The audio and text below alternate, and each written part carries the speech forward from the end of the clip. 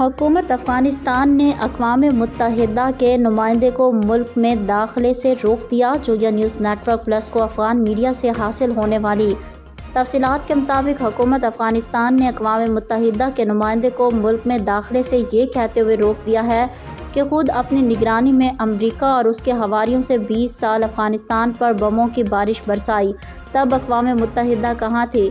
اس وقت 50,000 معصوم لوگوں کے قتل عام پر چونب بھی نہیں نکلی۔ وہ کس منہ سے یہاں انسانی حقوق کا جائزہ لینے آئیں گے؟ آزاد حکومت میں استعماری انداز سے اقوام متحدہ کے وفد کو افغانستان کی صورتحال جعلی پروپیگنڈے کی اجازت نہیں دی جا سکتی۔